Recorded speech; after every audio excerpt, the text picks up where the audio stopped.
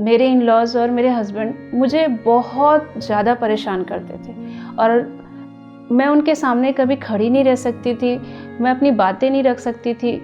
मेरा रहना सोना ये सब हर वक्त मैं उनसे डरी रहती थी, मैं अपनी बातें बोल नहीं सकती थी।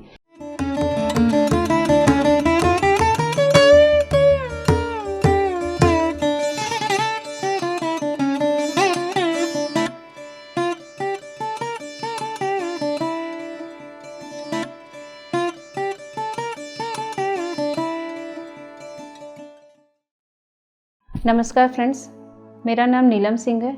मैं भिलाई छत्तीसगढ़ से हूँ। मैं ध्यान में 9 अगस्त 2020 में आई। ध्यान से पहले मेरी जो जर्नी है बहुत स्ट्रगलफुल रही। मेरे इन लॉज़ और मेरे हस्बैंड मुझे बहुत ज़्यादा परेशान करते थे और मैं उनके सामने कभी खड़ी नहीं रह सकती थी, मैं अपनी बातें नहीं रख सकती थी। मेरा रहना सोना ये सब हर वक्त मैं उनसे डरी रहती थी, मैं अपनी बातें बोल नहीं सकती थी और हमेशा यही सवाल रहता था कि आखिर ऐसा मेरे साथ क्यों, क्या कारण है कि मुझे ऐसी सज़ा मिल रही है। और कुछ समय बाद, काफ़ी लंबा समय लगा मेरे हस्बैंड को बदलने के लिए। जब मेरे हस्बैंड मुझे धीरे धीरे समझने लगे और जब कुछ सब अच्छा हो रहा था, अचानक उनकी 2018 में डेथ हो गई, जिससे मैं बहुत ज़्यादा मेंटली डिस्टर्ब हो गई और मैं अपने आप को दोषी मानने लग गई और मैं बहुत गुस्सा, डर, लोगों से बात ना करना, मैं अपने एक रूम में बंद हो गई। मैं किसी से बात नहीं करती थी। इवन 1.5 साल तक मैं घर के बाहर जल्दी जाना नहीं चाहती थी। हर किसी से डरना, हर किसी पे गुस्सा करना, ये सब आदत हो गई थी मेरी और कुछ समझ नहीं आता था कि ये सब मेरे साथ ही क्यों हो रहा है। और इस सवाल के साथ इतना लोगों को भी मैं परेशान कर दी थी कि मेरे से सारे रिश्ते दूर होते जा रहे थे। इनफैक्ट मेरा बेटा, जो हम दोनों की बहुत अच्छी बॉन्डिंग थी, वो मुझसे दूर होता जा रहा था। मुझसे झूठ बोलना, मुझसे डरना, ये सारी चीज़ें उसके साथ हो रही थी। उसे देख के मुझे डर लग रहा था। फिर अपने अंदर ये सारे सवाल आने लग गए, मैं अपने आप को कैसे बदलूँ। इसके लिए मैं ऐसे थॉट्स, मोटिवेशन थॉट भी पढ़ती थी या कुछ वीडियो देखती थी, तो 2-3 दिन तक मैं ठीक रहती थी। उसके बाद वापस से वही थॉट और वही पास्ट की बातें मेरे हर वक्त गूंजती थी और मैं किसी चीज़ में फोकस नहीं कर पाती थी। लेकिन मुझे इससे बाहर निकलना था, पर कोई रास्ता नहीं मिल रहा था।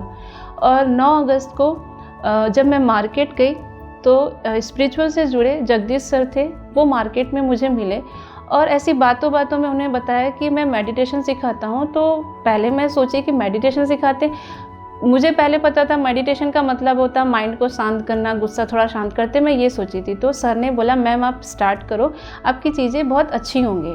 और उन्होंने एक जूम लिंक शेयर किया और बोले कि आप इस सेशन ज्वाइन कर सकते हो। और 2-3 दिन में मुझे फ़र्क दिखने लगा। मैं रागनी मैम का सेशन बहुत अच्छे से अटेंड करती थी और हर चीज़ उनकी बातों को फॉलो करती थी।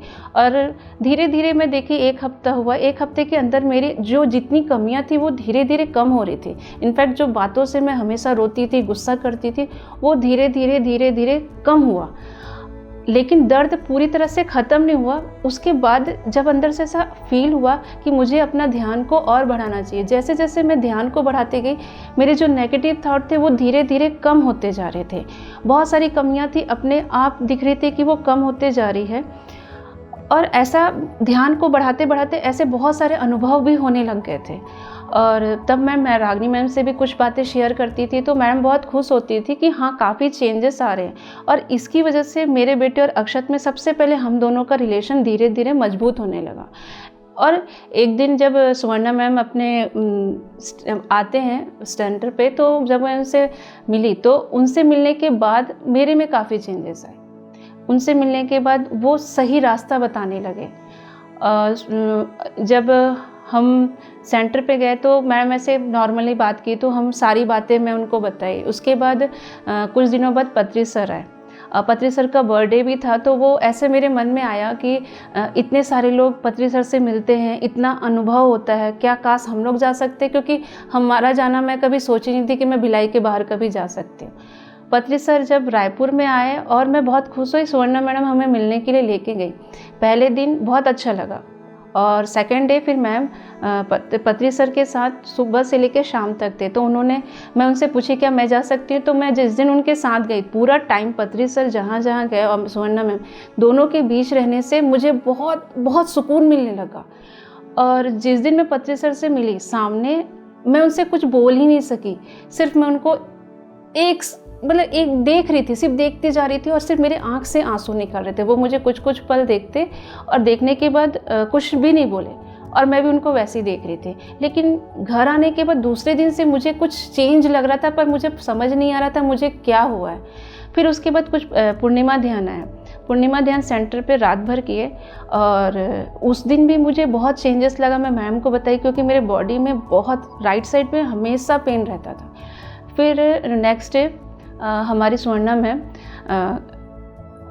एनर्जी शिफ्टिंग की मास्टर हैं, तो उन्होंने मुझे सजेस्ट किया कि एनर्जी शिफ्टिंग करेंगे तो जो आपको ये सारी प्रॉब्लम हो रही है उससे आपको रिलीफ मिलेगा। तो वो मास्टर के द्वारा ये एनर्जी शिफ्टिंग का प्रोसेस किए और जिस दिन किए उसके नेक्स्ट डे से मेरे अंदर बहुत सी चीज़ों का चेंजेस हुआ। इनफैक्ट जो मेरे बॉडी पेन होती थी और मेरे मन में इतना दर्द इतना रहता था, मैं अंधेरे से भी डरती थी। और उस दिन से मैं अकेले रहना भी सीखी, डर भी कम हुआ और हर दिन कुछ नया चीज़ करने का मन करता, दिल खुश रहता। और मैडम के ज़रिए हमने कैसे हर दिन छोटी छोटी चीज़ों से खुश रह सकते हैं, छोटी छोटी चीज़ों को देख के अपना नज़रिया बदल सकते हैं, ये सब उसके बाद मेरे में चेंजेस आने लगे। और अभी तक यहाँ तक आने का भी कारण ध्यान माँ चक्र में मैम की वजह से है। जब मैम बोले कि आप जा सकते हो तो पहले मैं डरी, नहीं मैं नहीं आ सकती यहाँ पर मैम हमें अब उनका हर वक्त मार्गदर्शन से आज हम यहाँ पहुँचे। और जब एनर्जी शिफ्टिंग हुई तो उस वक्त एक ऐसा हुआ कि मेरे अंदर बहुत शिकायतें थी। सबसे पहले तो मुझे ये भी नहीं पता था कि माफ़ कैसे करते हैं, क्योंकि मैं माफ़ किसी को नहीं कर पा रही थी। जब मैडम ने ये प्रोसेस किया तो मैं उनके ज़रिए ये जाने कि माफ़ कैसे किया जाता है। मैं सबको माफ़ की और उसी दौरान मेरे हस्बैंड भी आए, मुझे वो पूरा फील हुआ और वो मुझसे माफ़ी मांगे। मैम बोली उन्हें माफ़ कर दो। मैं पकड़ के बैठी थी, शिकायत से भरा हुआ था। जैसे मैंने उनको माफ़ किया सारी शिकायतें दूर हो गई और एक नए लेवल में मेरे में चेंजेस आने लग गए। हर वक्त खुश रहना कोई वजह नहीं है और अक्षत को भी देख के हर चीज़ में खुश होना, हर चीज़ में, ये मैडम की वजह से होने लग गया था।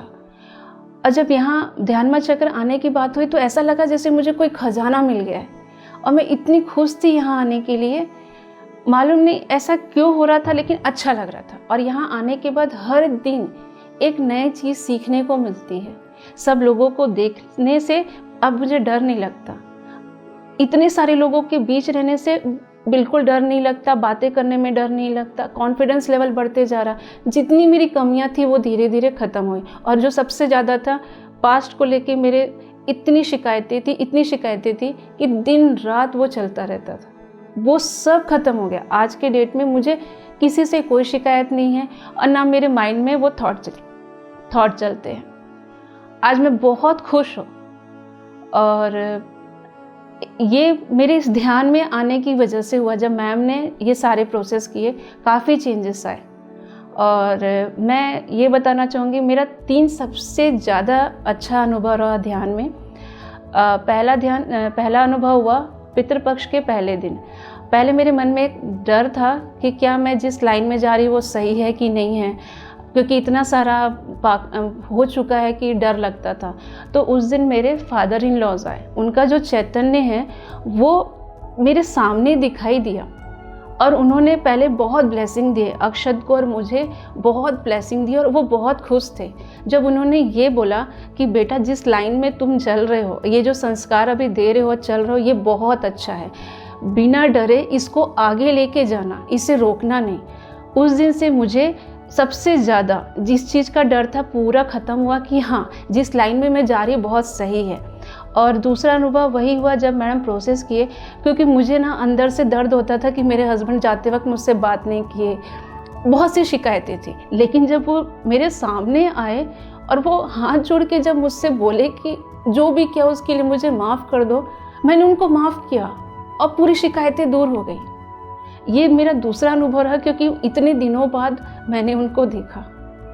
और तीसरा अनुभव रहा, मुझे आत्मबोध का ज्ञान हुआ। मैं अपने ही प्रकाश से मिली।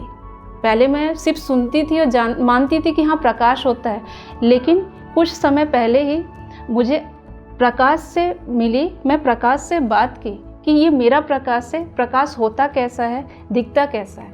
और जब मैंने मैम को बताया तो उन्होंने बताया कि ये आत्मबोध का ज्ञान हुआ। ये मेरा सबसे ज़्यादा और सबसे बड़ा अनुभव रहा। Thank you.